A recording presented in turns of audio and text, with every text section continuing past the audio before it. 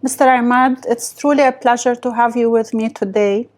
You are one of the most leading voices in Kuwait when it comes to people strategy and organizational culture, not only within NBK, but at the broader leadership landscape.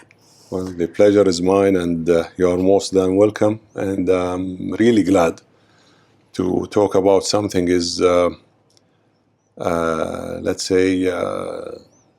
the surrounding conversation about AI and so on.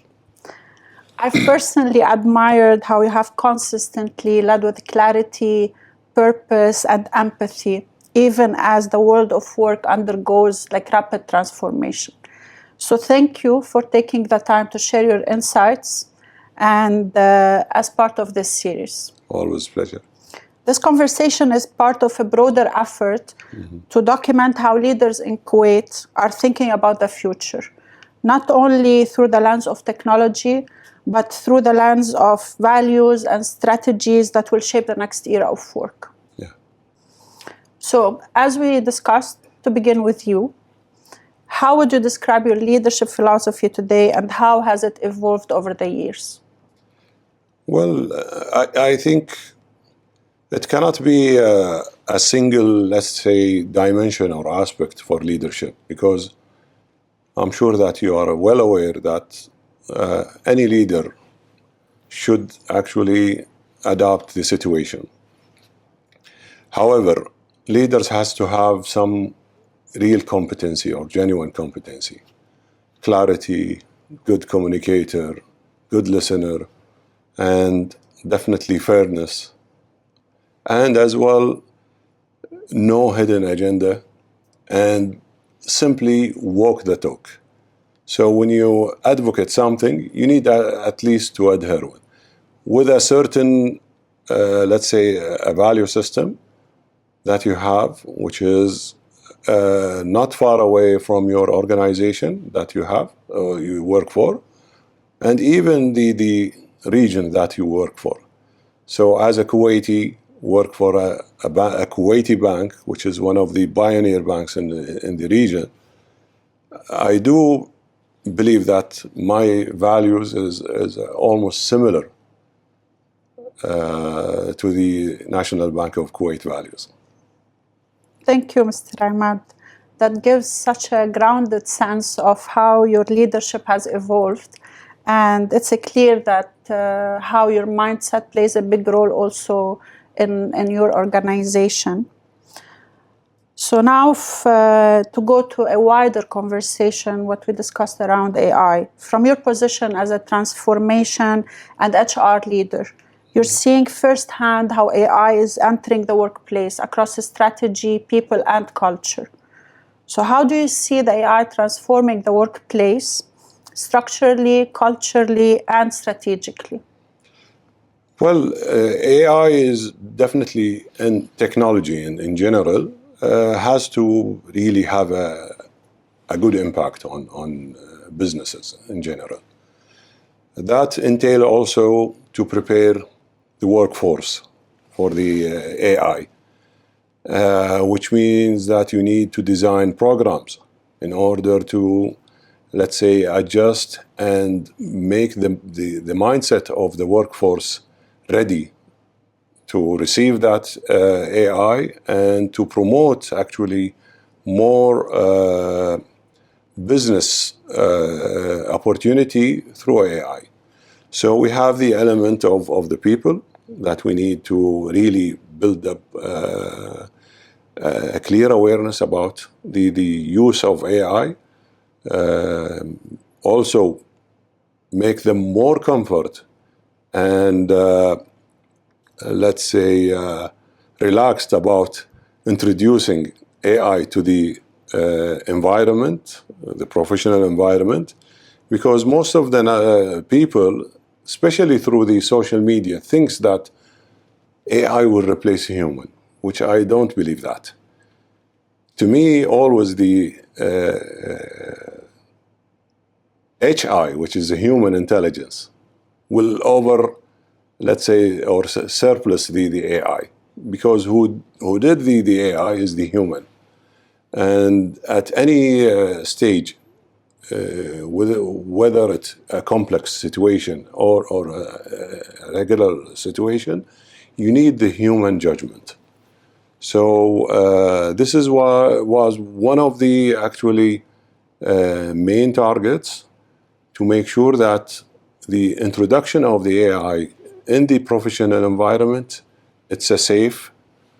Actually, it's a tool within the workforce that would allow them to do things more sufficiently, time saving, and they start to do something more complex. And definitely that whenever you prepare your human capital or a human force, the strategy has to have a place through that. And the people definitely will start to reorganize their strategy through the application of the AIs. So whether it's, let's say, a revenue generation area, or even the area that really provide the support for those revenue areas, since we are in a commercial world. So I think they talk to each other, the human capital, the strategy, and as well as the processes. Because without also re-engineering your processes, then definitely the utilization or the optimal utilization of AI will be less impactful. So we always should have a people-first lens strategy. Absolutely, absolutely. Building on that, and I want, as we discussed also earlier, I want to explore one of the most intriguing developments we're seeing right now, the rise of agentic AI. Mm-hmm. So agentic AI, just for everyone to understand, agentic AI refers to systems that don't just respond, but act. They recommend, prompt, and even initiate. It's redefining how we lead, what we delegate, not only to people, but also to machines. So let's explore that together through 3 questions mainly. From your perspective, what should remain a human and intelligent workforce? See, I think what should remain human is the complex decision that really touch base with people. Because the human would definitely always have that sense of judgment that maybe the machine doesn't take it into consideration. Meaning that if it's, let's say, a processes or decision might be made based on key things or criteria, then definitely the machine would take it and take that burden from the human. But again, I do believe that there is a good percentage of decisions when it comes for people, and it has to be really driven by human. The outcome of the AI or that complex AI, let's say, processes, should provide a better insight for the human when they take a decision.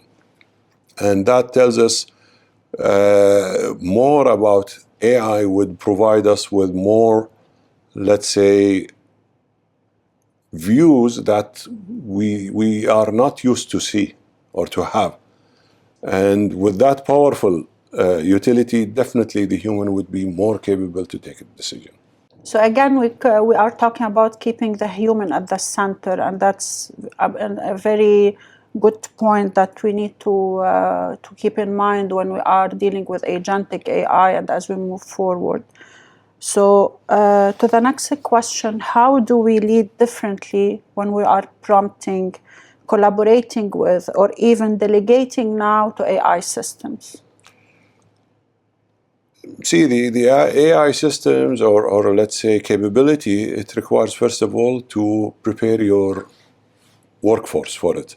Because at the end, you want them to utilize them to the optimal usage or let's say capability, which means that the organization has to invest in those people, teaching them, enhancing their capability, and try to provide them with the way that they can think how to really utilize the AI in their businesses. Because there is a huge opportunity that even innovation might be mixed with AI. And the outcome would be definitely greater than what we might expect. So by preparing the people for utilizing the AI, definitely you would hit the nail on its head. So going forward, we need to allow those people to understand AI. How can they really implement and, let's say, do that or utilize that capability within their daily business, and try to kill, let's say, those redundant processes, provide them with more details, and definitely they are capable to do more meaningful decisions or even outcomes. I totally agree, and I think if you are truly prepared for how deep this shift will be. Yeah, it's like you have a Formula One car, and you don't know how to drive. True. So without training that driver to utilize that powerful machine, you would end up losing and spending money without utilizing the maximum of that machine. It is the same with AI. If your people are not well prepared, let's say, not just to handle the AI itself, it's how to re-innovate my processes, my workforce, and being in a service environment like banking, we put always the customer at the center, whether it's the external customer or the internal customer, because AI application is not only for the outsiders. True. It's even though for the internal customer, which is our beloved employees. So we try always to put them at the center and make such huge utility to help them, to provide them with the best services expected. And coming to your point on re-innovate and re-engineering, so my third question is, are the traditional models like the KPIs, performance workforce, and even the job descriptions that we have currently still aligned of how work is reshaping and evolving? It would be more aligned if you readjust them. Because we cannot say that the change that AI has come with is a minimal one. It's a huge change. So I do believe that KPIs should be adjusted, JDs should be adjusted, even the way that teams, how does it work from dynamic point of view, it has to be adjusted. So AI will provide us with a lot of things, and unless we are re-geared again and try to introduce those capabilities within our KPIs, JDs, and so on, then definitely we are missing something very important. It's absolutely true that it's not about changing the tools, that we should redefine of how performance is working as well together. At the end, the KPI is KPIs. Whether we are using AI or something in the future, who knows what is it. But you have to really consider them within the way that KPI is drafted. Yeah, we need to rethink of how performance will be measured in the agentic AI or AI era at large. Absolutely. So now let's bring that lens into your work at MBK. Mm-hmm. You're leading transformation inside one of the most, as you said, pioneer regions, most respected institutions.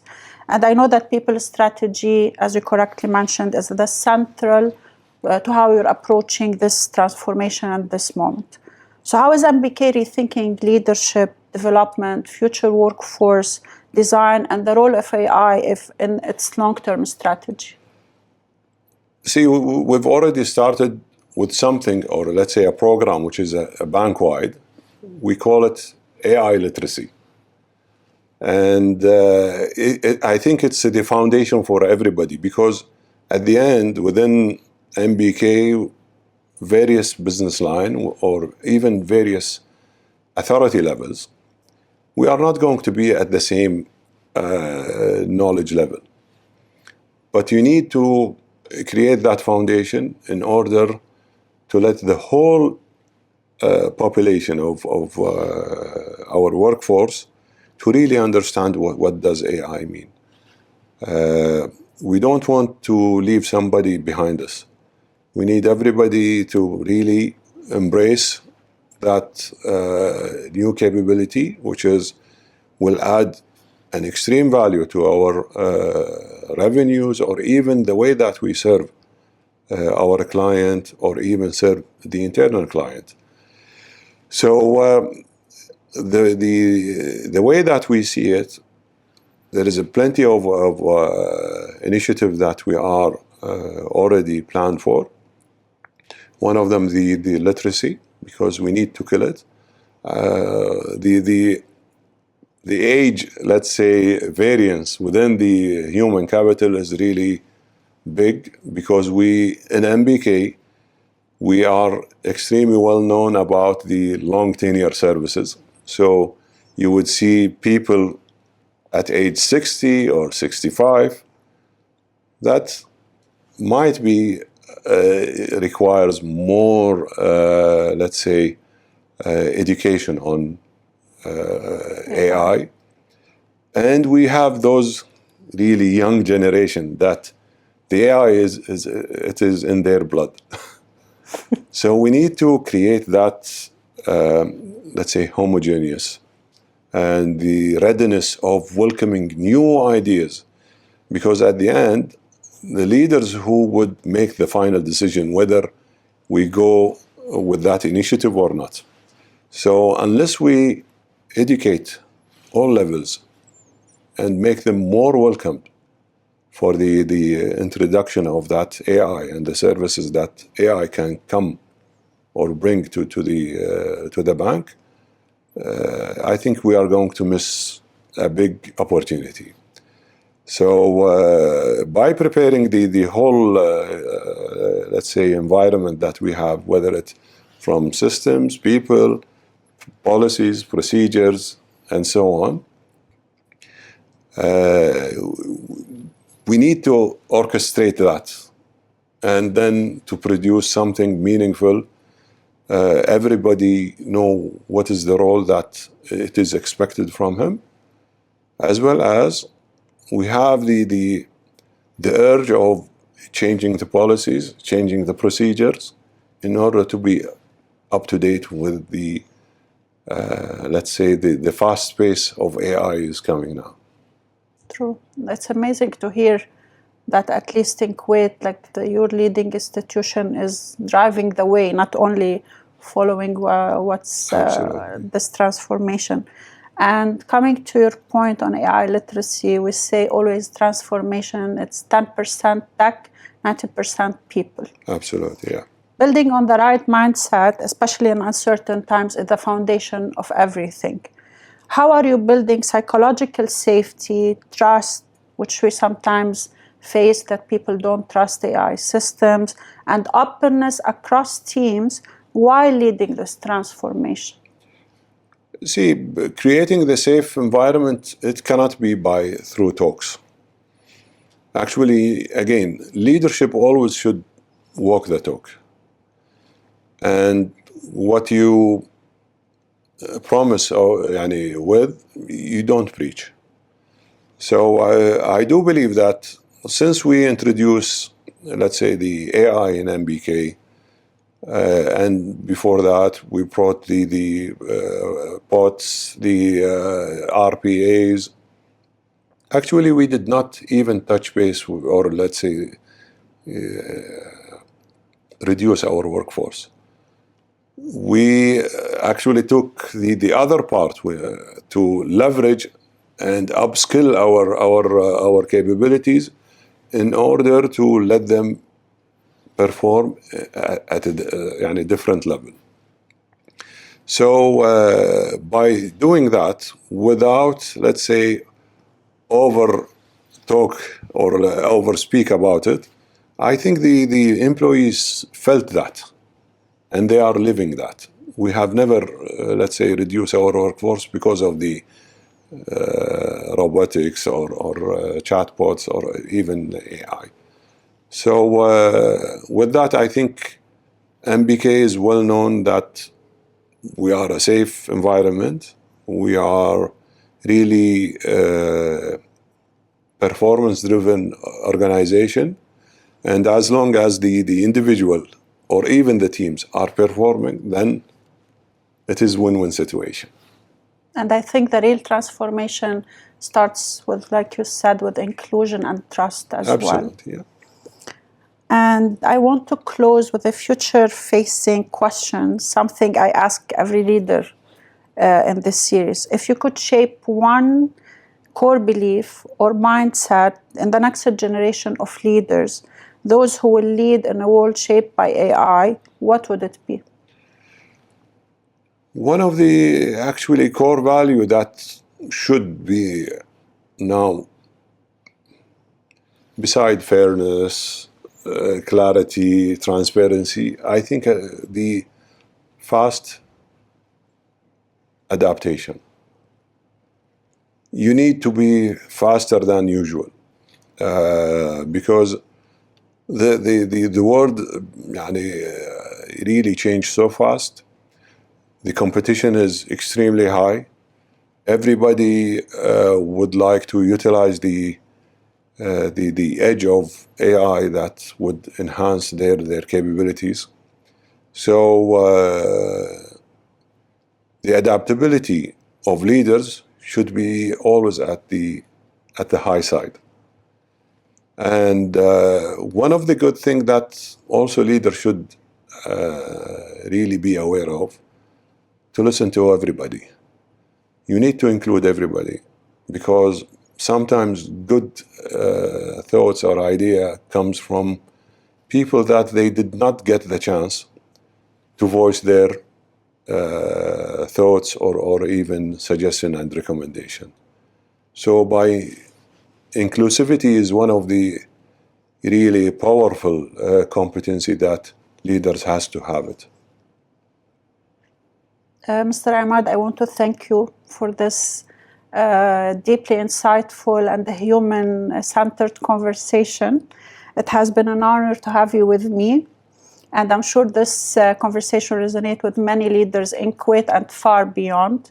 So thank you again for your time and your insights. The pleasure is mine, and thank you for hosting me in your episode. And as you just said, I hope that our conversation will add value for others.